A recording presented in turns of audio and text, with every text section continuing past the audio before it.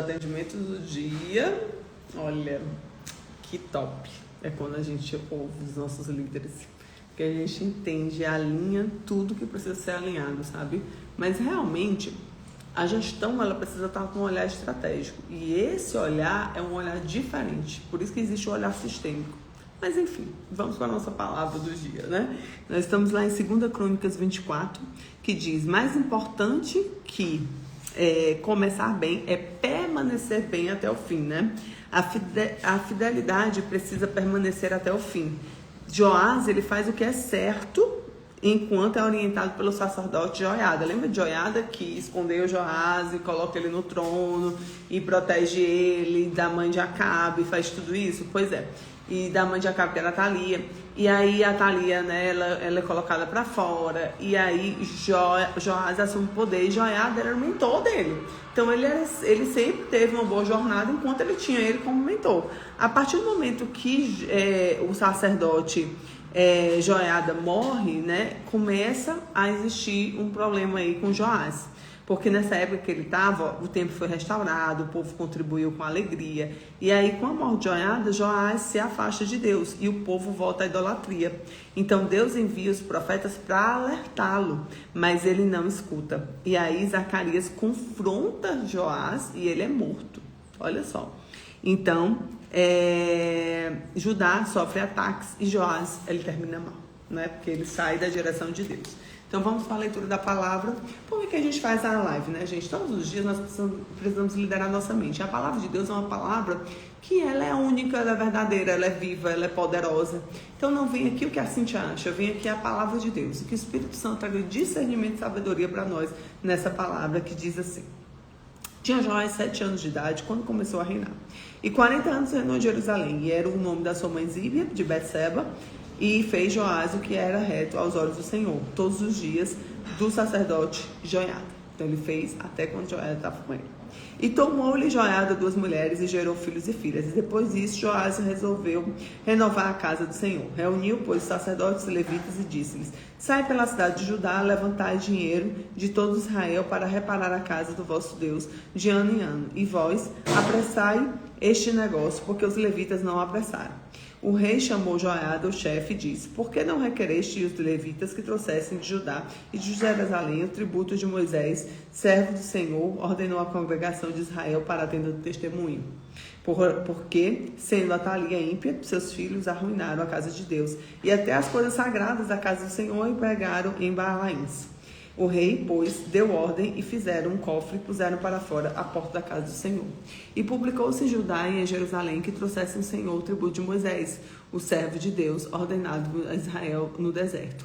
Então todos os príncipes e todo o povo se alegraram e trouxeram e lançaram o cofre, até que ficou cheio. E sucedia que quando levavam o cofre nas mãos dos levitas, segundo o mandato do rei, vendo-se que havia muito dinheiro, vinha o escrivão do rei e do oficial do sumo sacerdote, esvaziavam o cofre, e tomavam-nos e levavam-nos no novo, o seu lugar. Assim faziam dia em dia, e juntaram o dinheiro em abundância, o qual o rei Joiada davam, e tinham encargos de obra de serviço na casa do Senhor.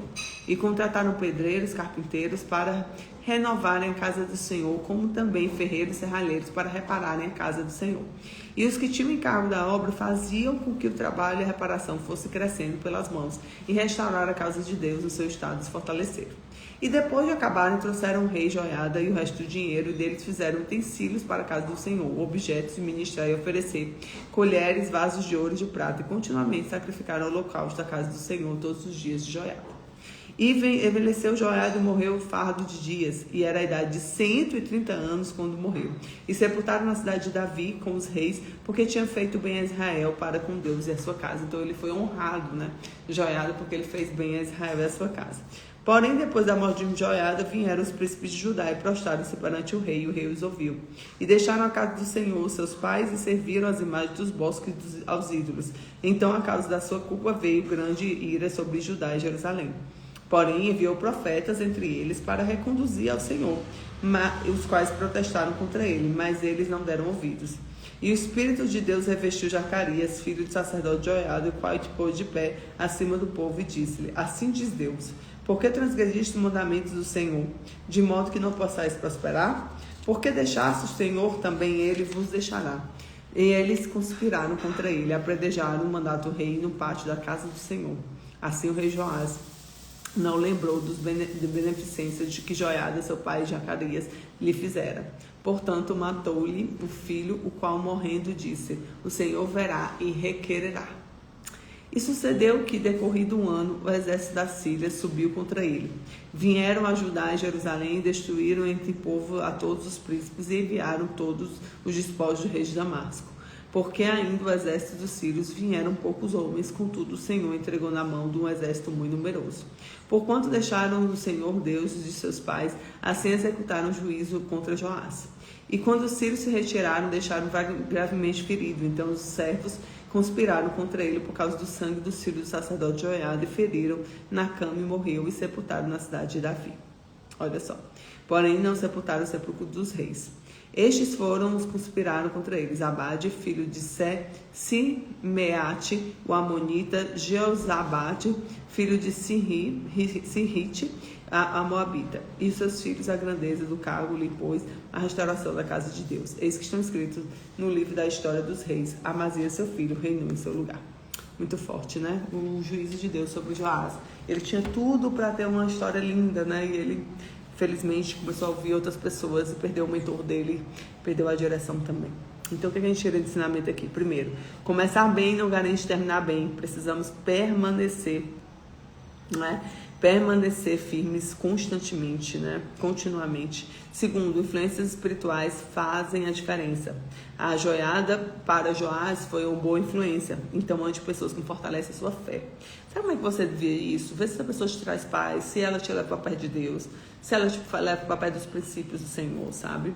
Terceiro, o coração precisa ser constante. Joás mudou e rejeitou as correções, consequência. A ingratidão endureceu o seu coração. O endurecimento do coração é muito perigoso, tá? Então, o que você vai declarar hoje comigo? Eu vou permanecer fiel a Deus até o fim. Eu vou permanecer fiel a Deus até o fim. Glória a Deus. Eu vou permanecer fiel a Deus até o fim. Glória a Deus. Então, Joás, ele tinha Joiada ali como o seu mentor. E ele, por muitas vezes, toda aquela caminhada, ele fez muito bem. E aí, quando ele se desviou e ele fez alianças erradas, ele se perdeu. E, gente, é muito forte isso. Governos e governos, essas épocas aqui de crônicas, eram um que era obediente a Deus, prosperava. Aí o outro vinha, desobedecia a Deus, caía. Aí um vinha, prosperava, outro vinha e caía. E a gente vê isso. Então, o governo está também ligado a Deus.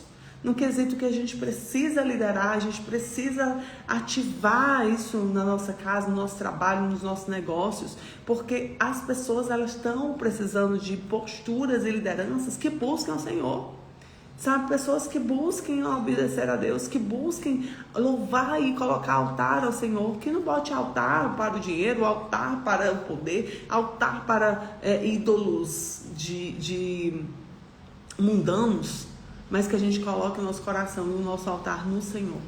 Por muitas vezes, vocês podem ter certeza, eu fui muito criticada. Muito criticada porque falava de Deus, porque falo de Deus, mas essa é a minha verdade. E para a glória e a honra do Senhor, eu creio que o Senhor, né, assim, vai... A coisa mais alegre no meu coração, você pode ter certeza, é agradar a Deus. A coisa que mais me alegra hoje é agradar o Senhor. Então, verdadeiramente, é um caminho que a gente precisa permanecer com o Senhor. Amém? Deus te abençoe, Alexandre. Bom ter você aqui, querido. Estou no café aqui. Tá vendo, né? Deus abençoe sua vida, sua casa, seu trabalho. Que o Senhor esteja contigo. E amanhã estarei em mais um ciclo. Dia 21 é um dia muito especial. E nós vamos estar aqui na live comemorando e começando o dia aqui, certo? Amém? Porque o meu primeiro convidado é o meu papai, né? Meu Deus, meu amor, minha vida. Então, que nós possamos ter um dia abençoado e possamos ser realmente as referências nessa sociedade como pessoas, homens e mulheres de Deus, que não abrem mão de viver o que o Senhor quer, os princípios dele, tá? Só falta agora a gente, conectar. Fica com Jesus, que Deus te abençoe.